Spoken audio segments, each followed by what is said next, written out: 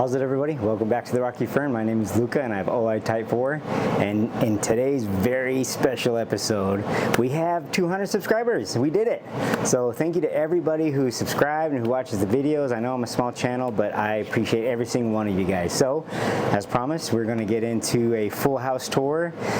It was very daunting thinking about how I'm going to do it because we have, like I said, over 600 plants in the collection. So I think what's going to happen is we'll break it down and we'll have a several part video. We'll do inside first. We'll definitely start off with the cool plants behind me, which includes the Spirit of Sanctity.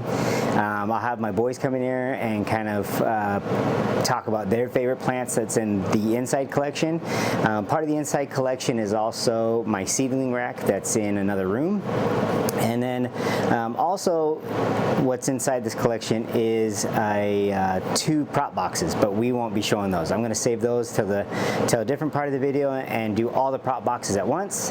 But anyway, yeah, get a nice beverage, sit down, relax, and let's walk through some of my collection. Let's get into it. Okay, so editing Luca here. I just want to let you know that the beginning part of the footage is really bad. We end up switching over to a much better lighting system, and I'm just using my iPhone. The old one, you can start to see the black lights from the LED, and it's kind of got an amber light to it, and then it switched over to much better lighting. So from here on out will be blue skies, clear sailing, as they say, and I just want to give you a heads up on that. Let's get back to the video and finish out the tour.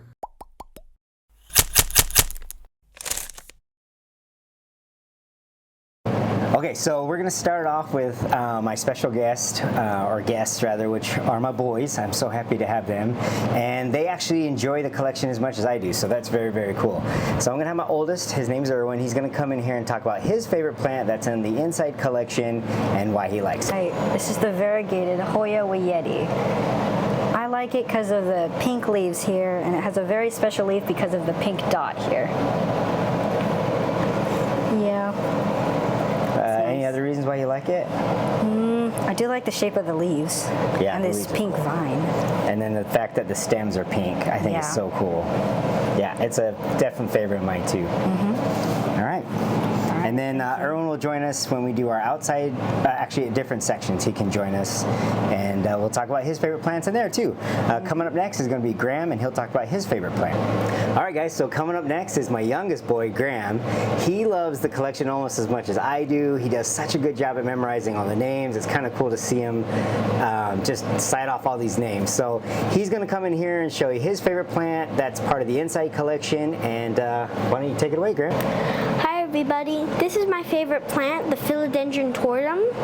I really like it because it has these really nice fingered leaves, as you can see.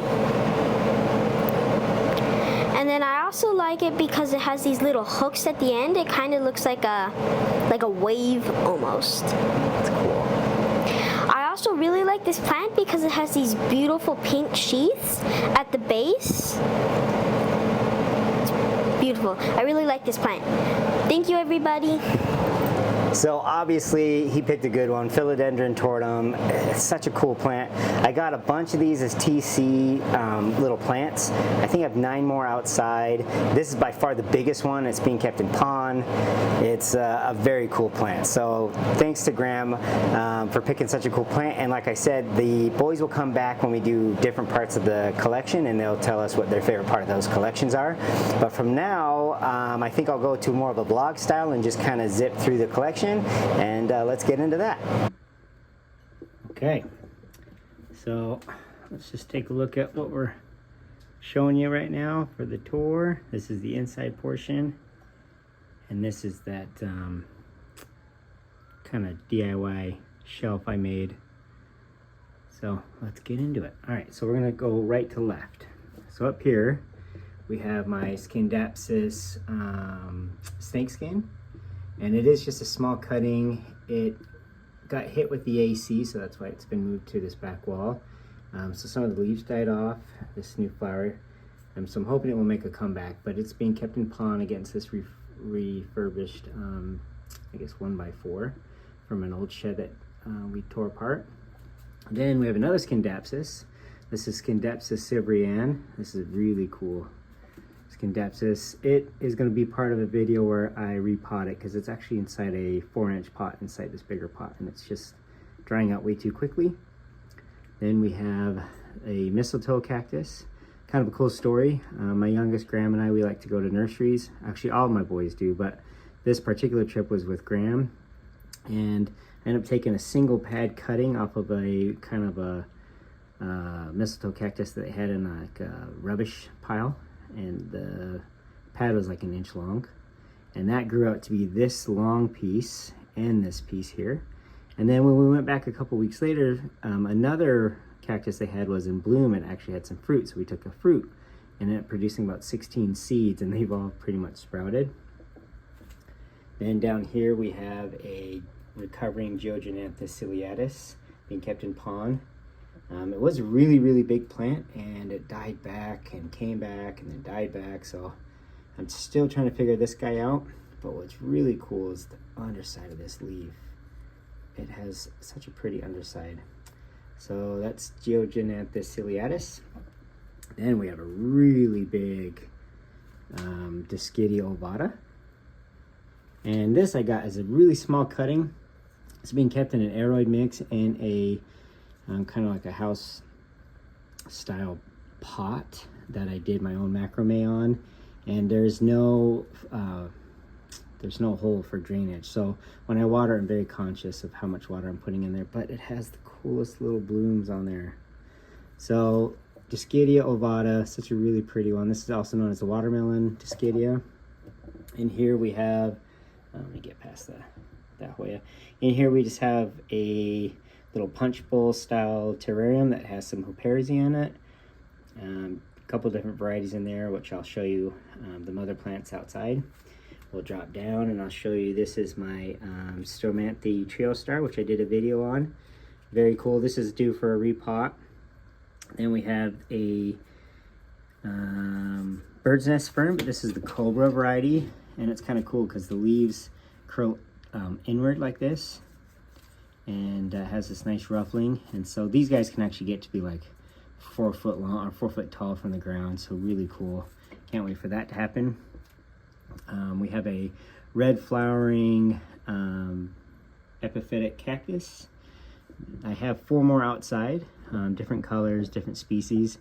This one I wanted to keep inside just to kind of get a feel for indoor growing conditions. And what's interesting is the indoor one has much longer growth, but it's a lot thinner. Whereas the ones outside have shorter growth, but they're much more robust. So definitely more light, but a lot more water outside too. So it's being kept in pond, the ones outside, whereas this one is being kept in a kind of a epiphytic cactus mix. We have another one. This is the rickrack cactus, the fishbone cactus. This one's doing well. I also have another one outside. Same thing. The growth inside is very long and thin, and it does look like it's in need of a fertilizer. Whereas the one outside is very short and squat and actually very, very thick. Keep moving up here. This is the Erwin's favorite. This is the Hoya Wayeti, the tricolor, the variegated. Is it Wayeti? Is it Kentiana? I guess it might now be Kentiana. But, you know, things ebb and flow in the hobby. Then I have my very pretty variegated string of hearts. This is a Ceropegia genus, and I have one more Ceropegia, which I'll show you near the end of the video when we do the seedling rack. Showcase that, but this guy is doing really well. Originally this guy was kept in the Buddha, which the Buddha has a Rhipsalis in it now, but the Buddha is normally, I got it from Ross, and it normally holds a candle, but I ended up doing one of those DIY low fire clays, and I made it in the pattern of a basket, and then I had the string of hearts hanging out of it, but it just got so long and big, and just the root ball outgrew the pot. So the Rhipsalis is much slower growing, and it's a better fit for the pot, but I really like the idea of Buddha having a basket of overflowing hearts, whatever that may mean. Here we go with a philodendron red sun. It's one of my favorite philodendrons. I got this as a teeny tiny starter plant, and it actually had 4 or 5 starters in it that are all in there still. and it's just taken its time to take off. Then we have an anthurium. This is my Anthurium veitchii. That leaf is still relatively new, although it is almost hardened off, but this is one of my favorite anthuriums, the veitchii, and I got that as a very tiny seedling. And you can see they hang up on these little terracotta pot hangers. So I guess we'll start top to bottom here. So we have the Hoya retusa, and that's the grass Hoya, and it's such a pretty Hoya. Hasn't bloomed for me yet, but I am in love with Hoyas, and that is such a cool Hoya. Definitely unique. Most Hoyas have that opposite leaf growth. This guy just has a big cluster. I'm sure it does have opposite leaf growth, but the what would you call that? The internodal growth is so tight that it appears like it's one giant clump, just near where the main growth is. So that's interesting. Then as we move left, we have my Hoya curtisi. I got this guy at Walmart, which, you know, shout out to those people that can find great plants at their local stores. We have a Walmart and a Home Depot here as far as kind of chain stores, and they occasionally carry some great stuff, but this one I always call my chocolate chip, or my mint chocolate chip plant, because the splash on this always makes it look like a mint ice cream, and then sometimes the leaves can get this red brown coloring, which makes it look like the chocolate. So cool. All right, we're gonna take this guy down here. This is my Discadia green jade. Very cool plant. I have an idea for a pot that I want to make, like a hand-thrown pot. We'll get into that later, but just keep your eyes open for that. That's going to be really cool. Hope it turns out the way I hope it does. Then we have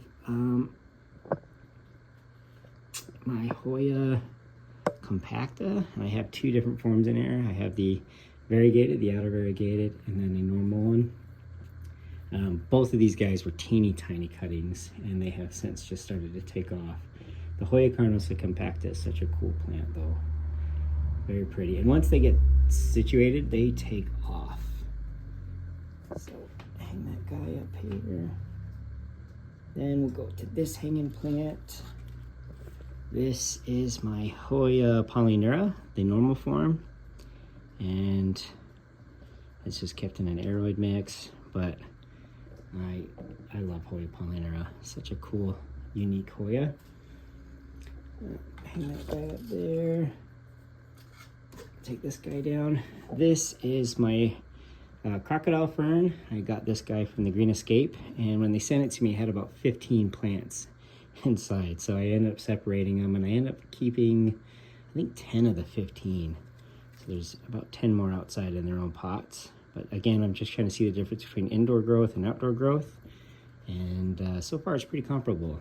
I will say the outdoor guys get a lot more water. And they seem to be, with the more intense sun, seem to be growing a little bit faster. So these guys can get absolutely immense. So let's hang him up again. Then we have this guy. This is Philodendron biliaceae with a new leaf, or biliaceae. It's so pretty. I really like this philodendron. Right here we have a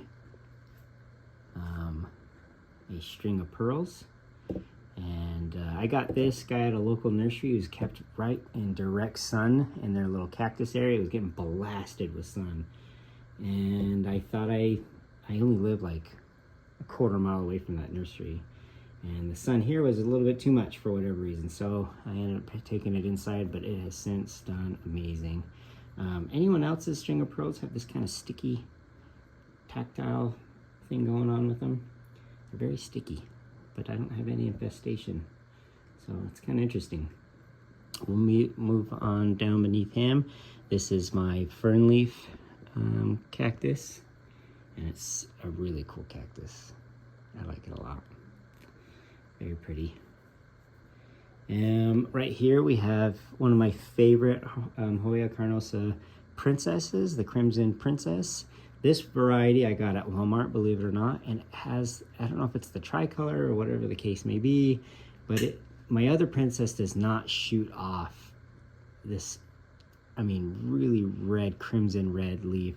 Wish I had a brand new one to show you because it's a lot darker than this. It does have the inner variegation like any other Crimson Princess, but this particular clone is just really, really red with its new growth. I'm loving this one. We'll move over more. So this is my Hoya linearis, and I think I was telling you guys earlier, look how long this thing is getting. Well, a lot of people will decide to cut it and then replant it up top to kind of fill out the top, but I'm just letting it do its own thing. It was a single strand, it shot out this strand, and now it's shooting off a third strand, and it will continue to do so, and it will even start to split from these main strands. This is a Ripsalis Paradoxa, the major. So that's really cool. I love this one. I love Ripsalis. All right, now we'll go beneath the Buddha. And back here we have one of my seedling Dioscorea elephantidens. This is my smaller seedling, but I'm amazed. I had 5 seeds, 2 took, and out of the 2, I mean, within a couple months, the corms were already nickel size, which I think is just crazy. This is another epiphytic cactus, a Lepismium. I don't think this is, oh, this is Cruciformis. There's also another variety that is quite common, which is the Boliviensis, I believe. This is a really unique Clarinervium.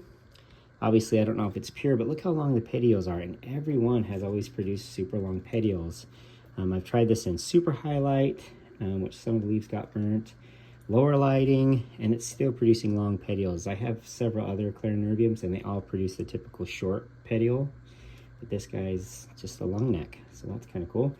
We'll drop beneath him real quick, and we'll look at my Hoya latifolia, the variegata. This guy is kicking out new growth. I love the red edge to the Hoya latifolia. This used to be known as Macrophylla, but of course now it's latifolia. They can get quite huge, their leaves. We'll move over. This is one of my crystallinums, a seedling. Let me grab this other seedling here too, because I want to show you the difference. These guys are the same age, same seed pod even, not seed pod rather, but same berry, and the difference, the color, the texture, everything, it's kind of unique to see the variation in seed grown plants. I love to see that. All right, so let's get him off the Spirit of Sanctity real quick.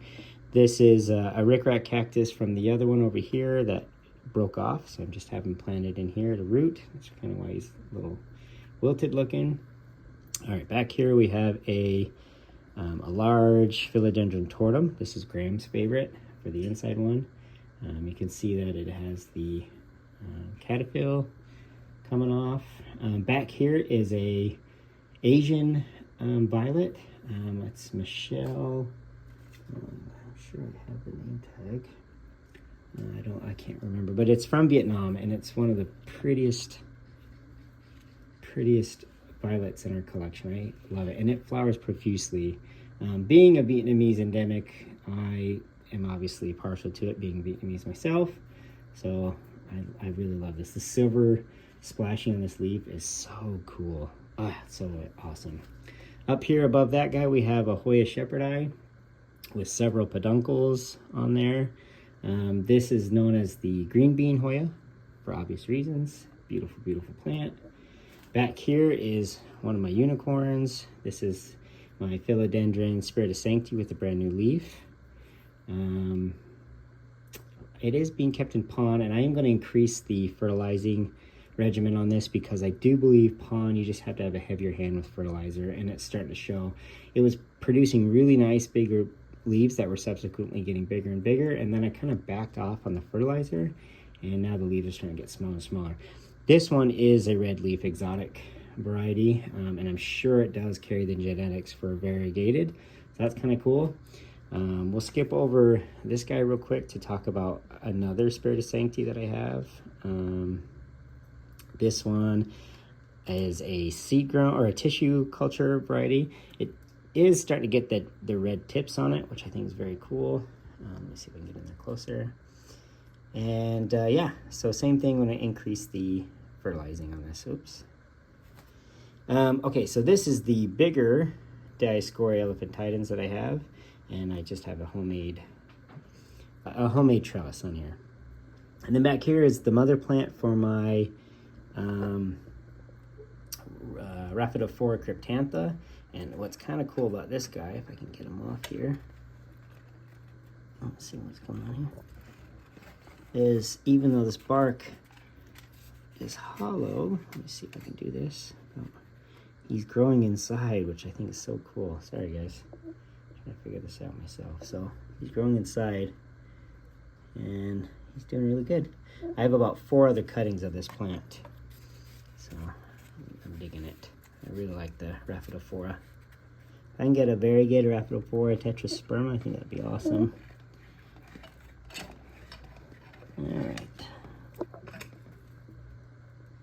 Okay, and then we'll move over. This is also one of another unicorn. This is the Microsorum thailandicum, or the blue oil fern. It's starting to get the blue color too. I really like this. I love Elaphoglossums or any type of tongue fern, or in this case the Microsorum. Anyone who's kept fish, like freshwater fish, and you're used to the Java fern, it's the same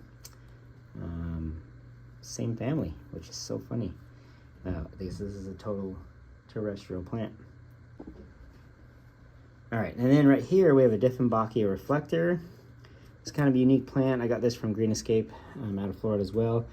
But this guy had the main growth was growing really funky, kind of like this, but none of the leaves ever unfurled.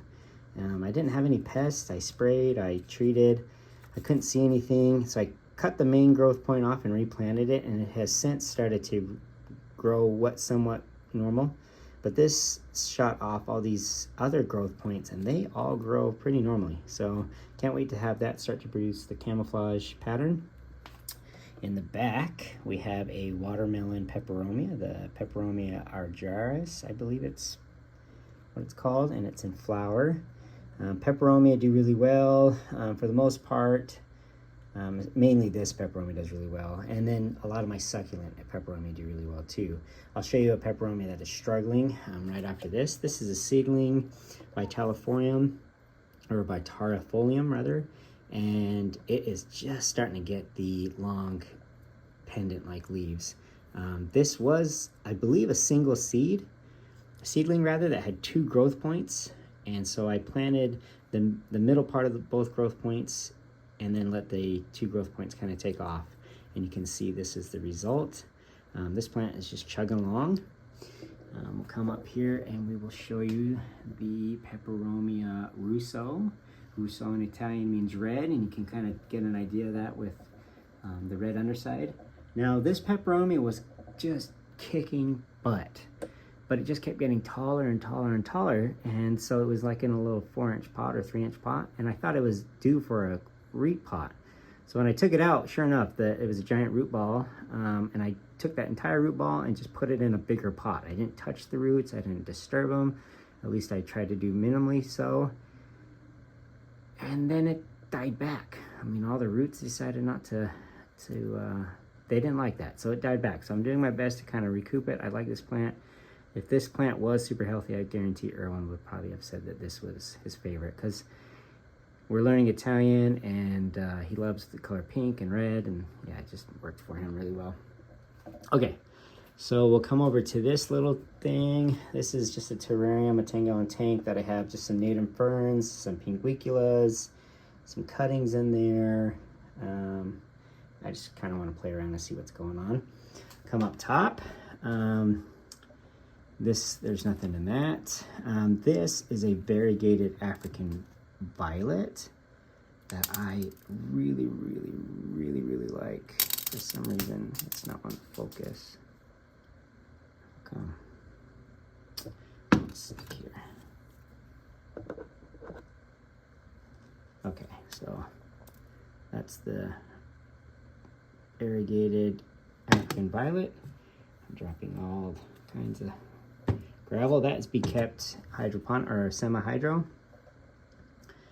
Then, I'm not sure what the heck is going on.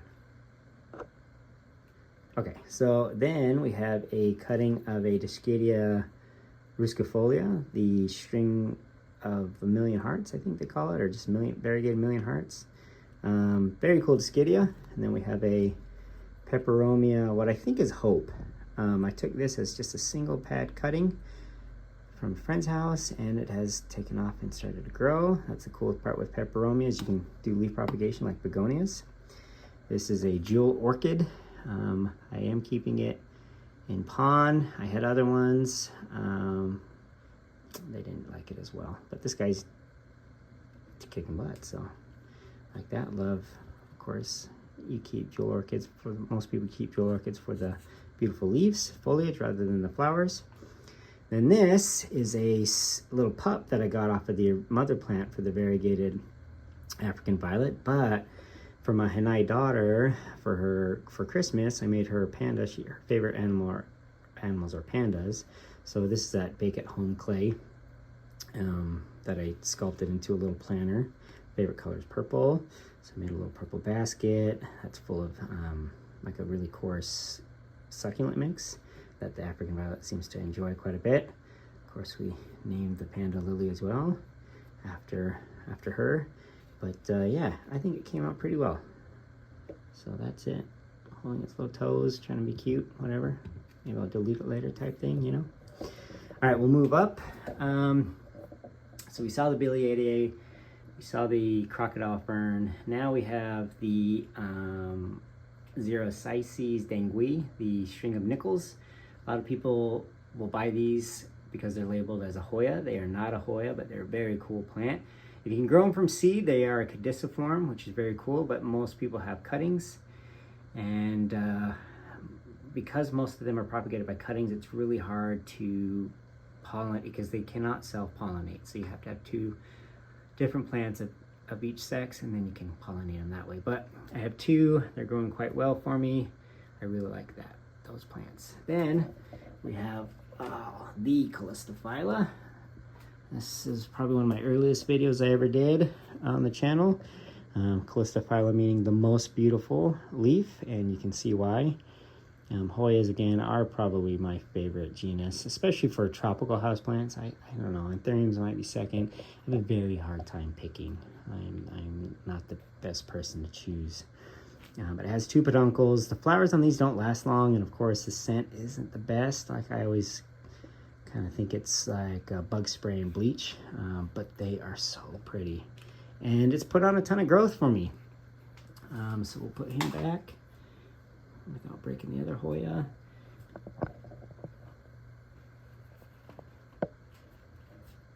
Okay, and then let me see if I can tighten this down here. There we go. Okay, sorry for all that rocking. And then we have a Hoya pubicalyx. This is also one I got from Amazon. Sometimes it's hard to get certain plants, and you gotta, here being on an island, you gotta take what you can. That's one of the drawbacks about being in Kauai is we don't necessarily get all the perks and commercial stores and whatnot. I do buy a lot of my plants online, but sometimes I wasn't able to, or whatever the case is. So anyway, Amazon, love them or hate them, the seller did provide me with an awesome pubicalyx, and I really, really like this one. Hasn't bloomed for me yet. I just think it's a matter of time. Okay, so now we're gonna come back down, kind of all over the place. So we have a Hoya Mathilde Splash, and it has peduncles on it, and it's just going great. This is a hybrid between Hoya Serpens and Hoya Carnosa Crinkle 8, which I think is, who would have thought to cross those? But thank you for doing it, that's awesome. This is a Rhipsalis macrantha, very cool Rhipsalis. It does look like a Schlumbergia, a Christmas cactus, Thanksgiving cactus, Easter cactus, whatever the case is. Very cool cactus. All right, and then we'll move down again. Okay, This is a very cool plant. This is a Sinningia leucotricha. Let's double check that. Yeah, Sinningia leucotricha. Very cool plant from Brazil. It is a caduciform, you can see that. And when I was keeping it originally, I actually killed the first one because I thought they were very succulent-like. And they actually require a lot more water than I was thinking. So it isn't a succulent mix, and I have to water this about twice a week. And once I realized that it needed more water, it started kicking off a ton of growth. The only thing I would say is don't put any water on the leaves because they will brown up and die off on you. So just the caduciform and the soil. Back here we have a Hoya ploumannii, not a Hoya, a Philodendron ploumannii. This is a crawler. I'm not sure why it's not liking this space as much. I think maybe it needs a little bit more light, but it is in a rectangle box because it is a crawler. This is my pride and joy when it comes to philodendrons, even more so than the Spiritus Sancti. This is my red moon. Again, I kind of trickled back on the feeding and it stopped producing it was producing leaves about every 7 to 10 days. And now it's been about 3 weeks. So it's very important. It is a heavy feeder. So I have gone back to increasing the feed again. We'll start back here. This is Apobalus. Well, let's just get Apobalus acuminatissima. This is a very cool aroid. These leaves will get bigger, but look at the underside. The silver variegation on it is so beautiful. I really like this plant quite a bit.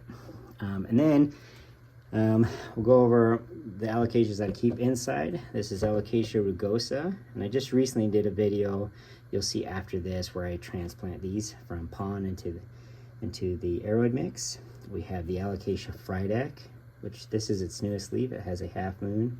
Such a pretty plant. Again, every leaf is different, so you're always blown away and surprised by the next leaf. This is a favorite. This is Alocasia scalprum. And I was just saying that Hoyas are my favorite, and then probably anthuriums, but Alocasia up there too. They all vie for first place. This is Alocasia dragon scale. Love this Alocasia. Look at the underside of the leaf. That veination is so beautiful. This is Alocasia aslanii, or aslani. This is Alocasia black panther. This should start to send out a lot of new growth. And then this back here is Alocasia watsoniana. Very cool one. Most of these are actually jewel Alocasia, with the exception of the aslani. And even I guess the frydek. Yeah, well, frydek can actually get quite a bit bigger. We're not going to go over the prop boxes. They're going to be their own part of the tour because I have 5-6 prop boxes that we're going to go through. And then I think that's all. Oh, I always do this. I have 2 other Hoyas that are right above my head. This is Hoya australis lisa. It's one of my favorite Hoyas. The variegation on this is so pretty. To me, it looks like a very big form of Hoya huxleyana variegata, or the Hoya huxleyana variegata looks like a miniature form of Hoya lisa. Now, I know certain people, they don't like the lisa, and I'm not sure why, but I love it. And its newest leaves are also pretty darn crimson red, cranberry red, which how can you not like that? It's such a cool contrast. And then we have a Peperomia prostrata. These guys tend to like drier roots.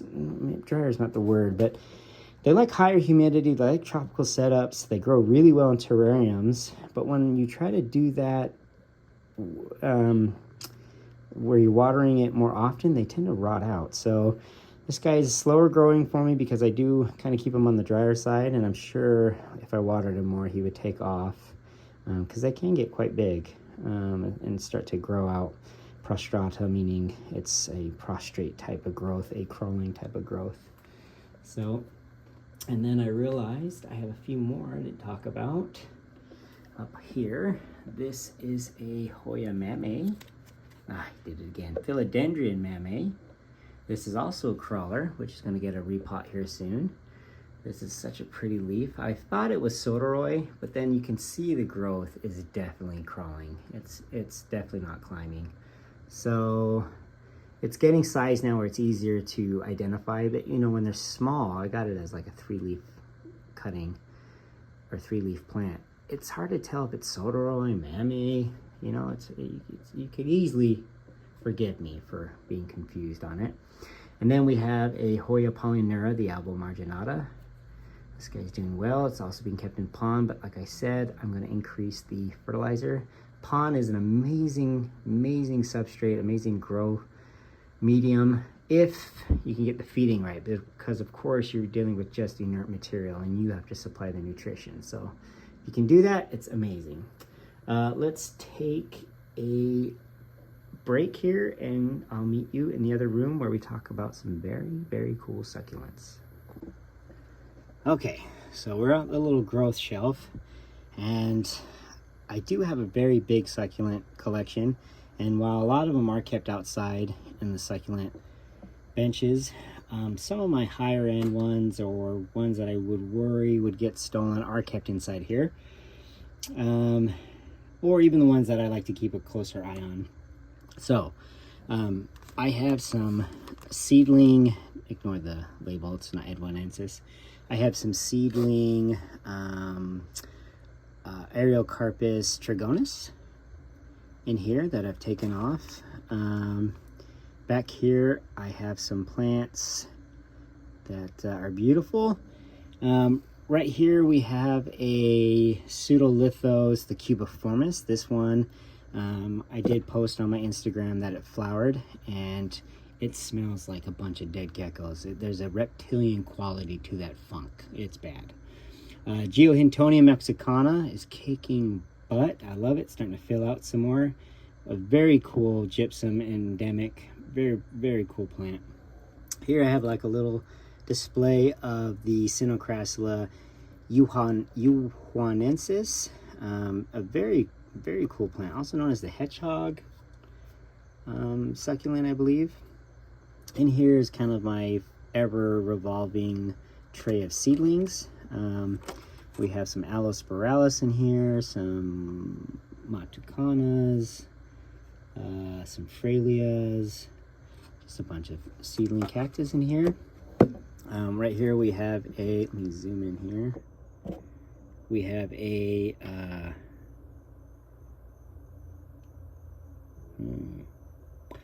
Copiopoa hypogia, but the lizard skin variety.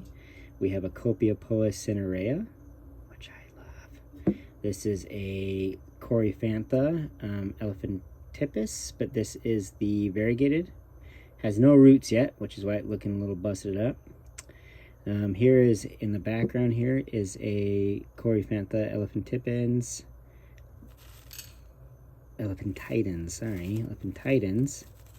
That's a normal form. Right here is a normal form. I do like my Coryphantha. I have one more Coryphantha retusa, I believe, outside.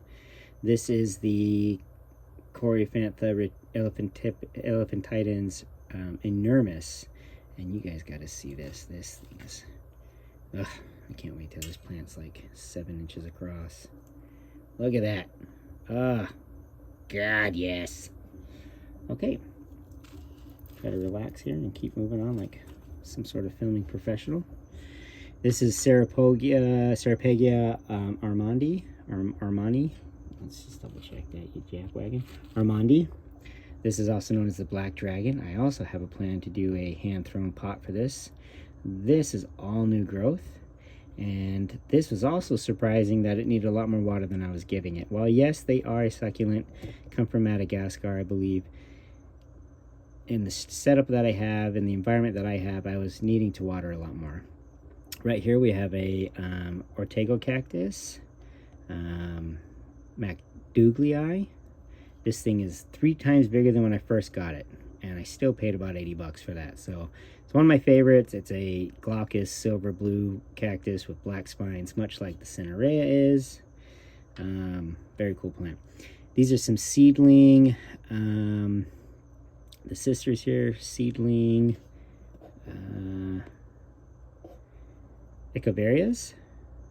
Then up front here we have some very small Aerocarpus retusus. We have a seedling here and a seedling here of the Pseudolithos. I have the hardest time saying this name.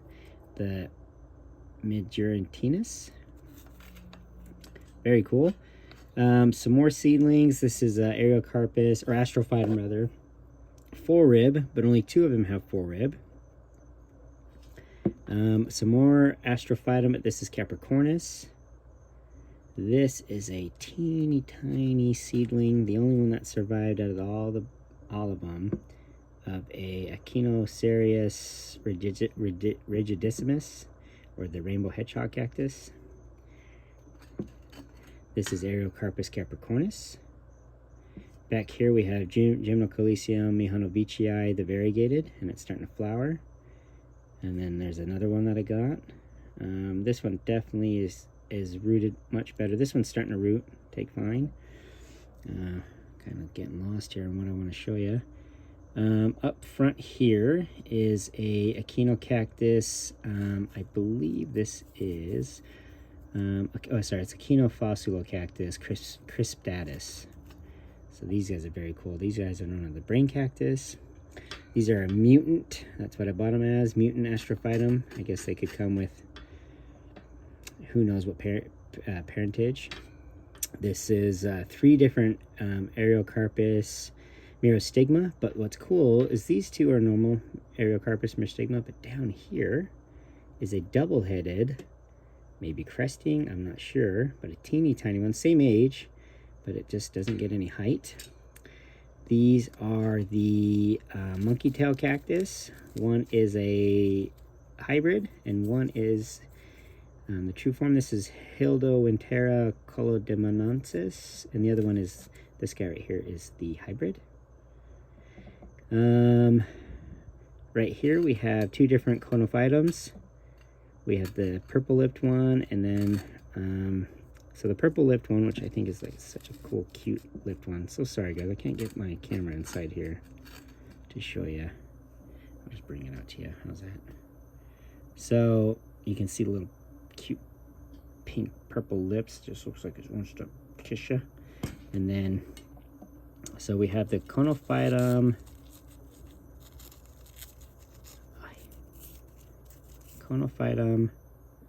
Algani, and then we have the Conophytum